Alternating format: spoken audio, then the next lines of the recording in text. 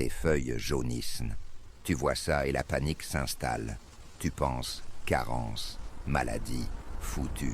Ton premier réflexe, courir au magasin, acheter cette bouteille de solution miracle avec une belle photo de légumes parfaits dessus. Tu attrapes le premier flacon fluo que tu trouves.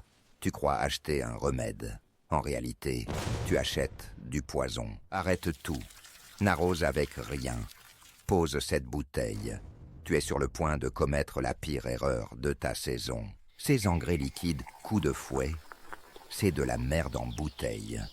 De la soupe chimique qui masque le vrai problème et achève ta plante. Tu penses nourrir ta plante, mais tu brûles ses racines. Tu lui donnes un shot d'amphétamine alors qu'elle a besoin d'un vrai repas. Ces produits créent une dépendance. Ils tuent la vie de ton sol, les microbes, les vers. Ils transforment ta terre en un substrat stérile et mort. Alors, la feuille est jaune. C'est un symptôme, un cri d'alarme. Et tu réponds en l'étouffant sous la chimie. Pathétique. Maintenant, écoute bien la vérité. Ce n'est pas un manque d'engrais, c'est une indigestion, un blocage. Ta plante est assise sur un buffet, à volonté de nutriments dans le sol, mais elle ne peut rien manger. Elle crève de faim, littéralement. Le coupable ? Dans 90% des cas, c'est le pH de ton sol. Il est soit trop acide, soit trop alcalin. Imagine que le pH est la bouche de ta plante. Si elle est fermée, tu peux lui mettre le meilleur steak du monde devant. Elle ne le mangera pas quand le pH est mauvais. Les nutriments essentiels comme le fer, le magnésium, le zinc se verrouillent. Ils sont chimiquement indisponibles. Cette feuille jaune, ce n'est souvent pas un manque de magnésium. C'est une chlorose ferrique, un blocage du fer causé par un pH trop élevé. Et quand tu ajoutes ton engrais chimique, tu ne fais qu'aggraver le déséquilibre. Tu jettes de l'huile sur le feu. Assez parlé, on passe à l'action. On va faire un reset de ton sol, une réanimation d'urgence. Tu vas jeter cette merde chimique et prendre deux choses. Du sulfate de magnésium, le sel d'Epsom et du vinaigre blanc. Le sel d'Epsom va fournir un shoot de magnésium et de soufre immédiatement assimilable.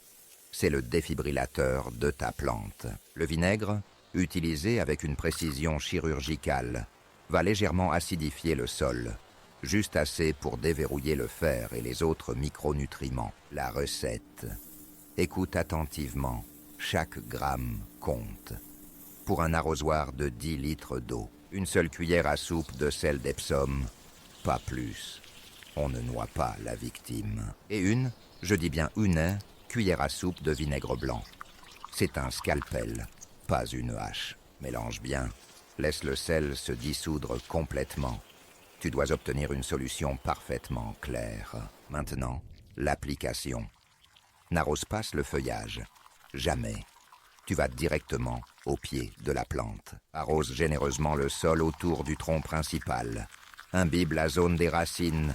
C'est une perfusion, pas une douche. Fais ça une seule fois.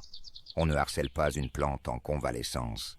C'est un traitement de choc, pas un régime quotidien. Ensuite, tu attends. Tu laisses la magie opérer.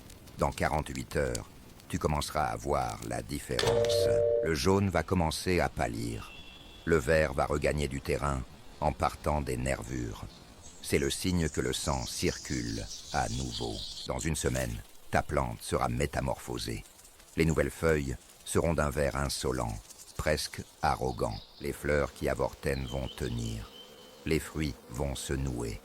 Tu auras sauvé ta récolte avec moins d'1 €. Voilà la différence entre un jardinier qui subit et un jardinier qui commande.